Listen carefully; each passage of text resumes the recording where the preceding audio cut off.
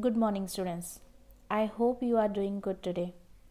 So, today we will start with chapter 2 of computer, that is software and its types.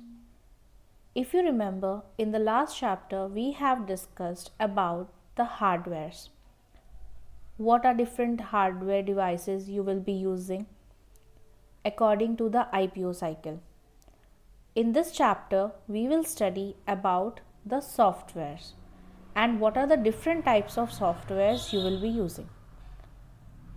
Children, when we have these hardware machines, the instructions that are given by us, how does this hardware understands these instructions? To convey the instructions to the underlying hardware, we need an interface in between, or rather we need a mediator in between who will convey our instructions to the computer hardware. And this interface is nothing but operating system. Operating system is an interface between the computer hardware and the user.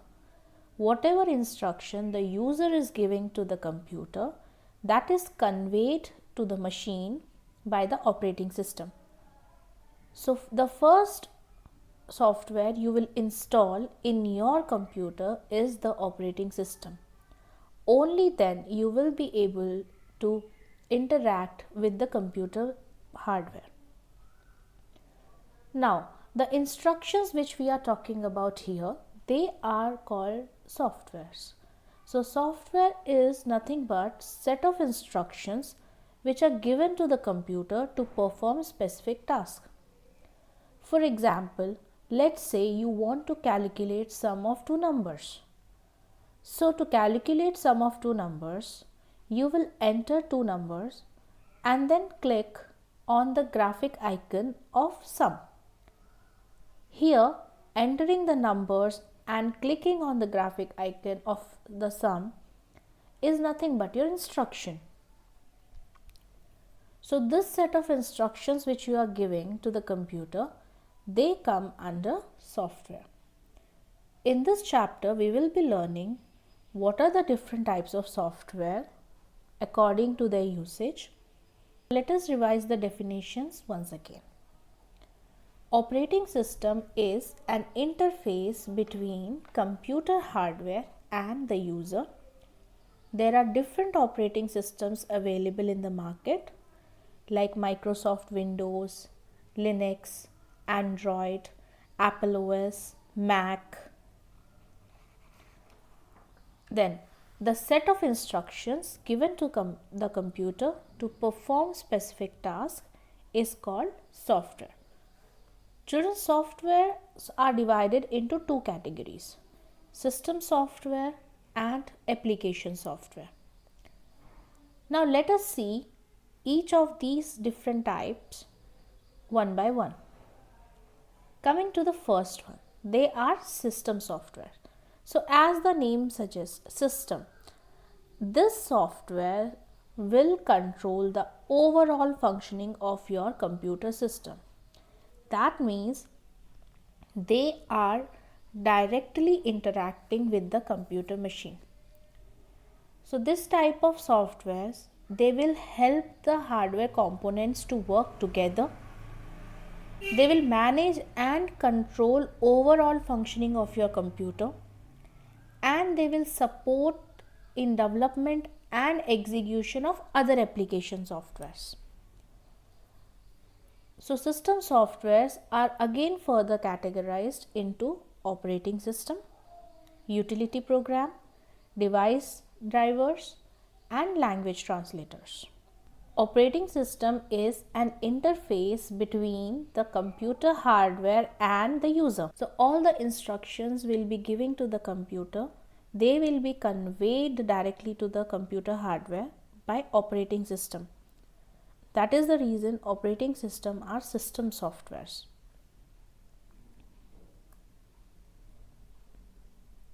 Now, let us discuss the second system software, that is language processor. Before knowing about language processor, let us discuss what are the different programming languages. Children, the way in which computer got evolved in different generations, similarly, our software programming languages, they also got evolved in different generations. The first language is binary language or the machine language. Binary language or machine language is directly understood by computer. So this language will have zeros and ones as the input. Then the second language is assembly language. Because it is very difficult to give the instructions always in the form of zeros and ones, programmers have come with the assembly language. In assembly language, we will be using codes called as mnemonics. So these small codes or mnemonics, they are the input in assembly language. Then after the assembly language, they came up with high level language. In high level language, English and mathematical operations are used as the input. So this is the easiest language for the user to give the input to computer. Now there is a conflict because we will be writing the program in high level language and computer understands only binary language. That is the reason to convert your language, that is high level language, into the binary language, we will need a mediator or a translator program. So these translator programs are nothing but the language processors. Now let us see how a language processor works. So as you can see here, the program or the instructions which you give in high level language is called source code. So this source code, that is your instruction in high level language, is translated by the language processors into the binary language, and this is called the object code. You can see here in the language processor, the program or the instruction which you write in high level language is called source code. So this source code is converted by the language processor into binary language where it is called as object code. For example, if you remember, we have written different QBasic programs. So the program which you have written is written using simple English and mathematic operations. So the program which you have written is the source code. Once you write the program and compile it and execute to see the output, that program is converted by your language processor into binary language where it is called the object code. The language processor, what I am telling you here, they are three language processor. So first is assembler. Assembler is the language processor which will convert your assembly language into binary language. Assemblers are exclusively used only for assembly language. Once again, let us revise. Assembler translates assembly language into binary language. Then coming to the next two, that is interpreter and compiler. Interpreter and compiler, they are the translator programs that will translate high level language into binary language. So both of them will translate high level language into binary language. But then what is the difference? Why are we using two? Interpreter will translate your program line by line. So if you can see here, there are number of lines in this particular slide. So if this slide is to be translated by interpreter, interpreter will read one line and convert it into corresponding binary language. Then it will go for the second line and convert it, third line and convert it. That means the process will take line by line conversion. whereas your compiler, that will translate the entire program at the same time. So if you are using a compiler, it will read all the lines first and then it will start the translation. Let us revise the difference between interpreter and compiler. Interpreter is a translator program that will translate high level language to machine language line by line, whereas compiler is a translator program that will translate high level language to binary language all at once. This is the difference between interpreter and compiler. Now let us read the next set of software, that is utility software. Utility software are system softwares that are designed to help analyze, configure, optimize or maintain a computer. So usually this type of software, they will focus on the infrastructure operations. For example, you have your antivirus software, you have your backup software. So these are utility softwares which will function for analyzing and optimizing the other softwares. So let us see what is an antivirus software. Antivirus software is nothing but a computer virus program that removes all the viruses from the computer. Till now, we might have thought that virus programs are really bad for your computer. They affect your computer, they damage your computer. But antivirus software is also a virus program. So it's like a good virus. Antivirus programs, they help to remove and detect the virus from your computer. The popular antivirus softwares that we have are Quick Heal, Norton, AVG antivirus.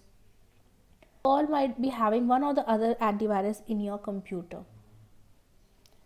to keep a proper check of security in your computer. Then the second one is backup software. So backup software will help you to create a backup of the files on your computer. Sometimes if you see, there are some important files in the computer, and by mistake if you delete those files, you will be losing some valuable data. In that case, backup softwares, they will help you to back up your data, and if by chance you delete the data, you still have a backup which you can recover. Examples of backup softwares are Norton Ghost and Total Recovery Pro. These are some of the famous backup softwares which you can include. Now let us discuss the next type of software, that is application software. It is in the name itself, application software. Application softwares are the softwares that are designed to perform certain specific tasks. For example, now in MS Office we have different applications like MS Word, then we have Excel, we have PowerPoint. There are different applications in MS Office. Now each of this application is responsible for performing a specific task. For example, if you take MS Word is used to create document files.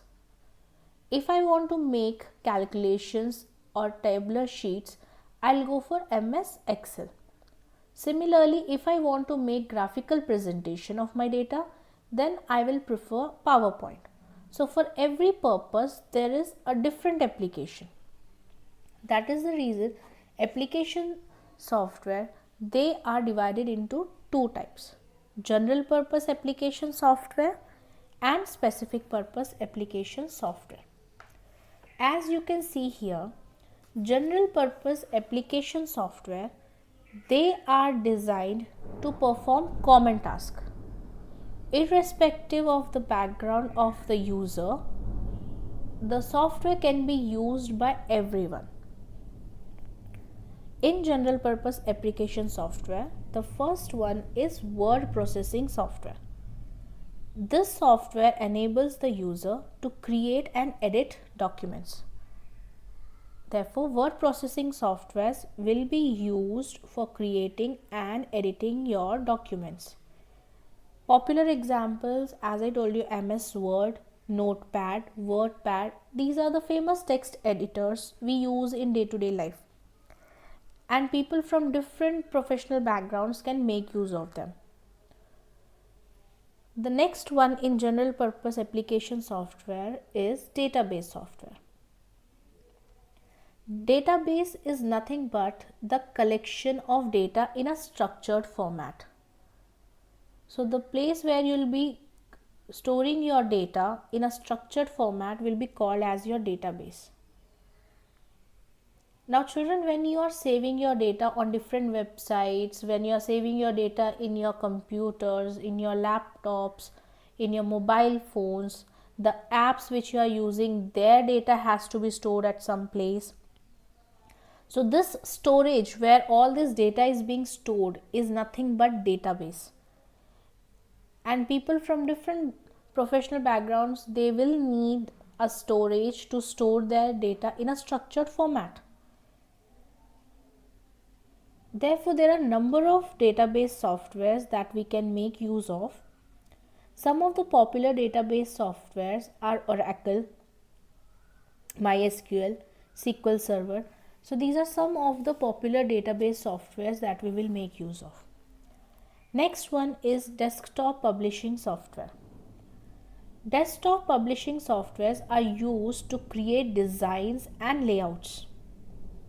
So they will help you to create books or journals or brochures or newspapers, etc. If you remember, we have already used one desktop publishing software, that is MS Publisher. Apart from this, there are other desktop publishing softwares as well, like Quark Express, Adobe InDesign, etc. The next one is spreadsheet software. Spreadsheet softwares will help you to make calculations. There are number of spreadsheet softwares. Popular one which we'll be using is Microsoft Excel. Then the last application software is graphic multimedia presentation software. So they will help you to display the information in the form of slideshows. The popular one which we'll be using is MS PowerPoint. In this, you can make your text more attractive, more animated, so that it catches the attention of the audience. The presentation of the data will be more effective if you are presenting it graphically rather than a plain text. And this type of software, they can be used in every field. These are some of the popular general purpose application software that everyone can make use of. Now the second application software, the second type of application software is specific purpose application software. These kind of softwares, they are designed exclusively for the clients or for the user. For example, when you develop a package to see the status report of a child for a particular school, or if you see the library management system of different schools, then if you see the banking softwares in different bank, every bank will have its own interface, they will have their own different applications. These softwares which are designed for the clients exclusively to perform specific tasks, they are specific purpose application software. Children, now that we have discussed different types of software, if you go and check on the internet, there are plenty of softwares available. Softwares that are present on the internet, if you see, these software, they are categorized into two different types. One are open source softwares, the other ones are proprietary softwares. How do you know which software is an open source software and which one is a proprietary software? Let us differentiate between the two. Open source softwares are the softwares that are free of cost. Any user can download these softwares and make the modifications as they like. That means the code, the source code of the software will be available to the user to edit and modify. Whereas proprietary softwares belong to the organization that has made the software. You can download them, you can purchase them and use, but the source code will not be available to you to make any modification or changes. Example for open source software is LibreOffice, and example for proprietary software is MS Office.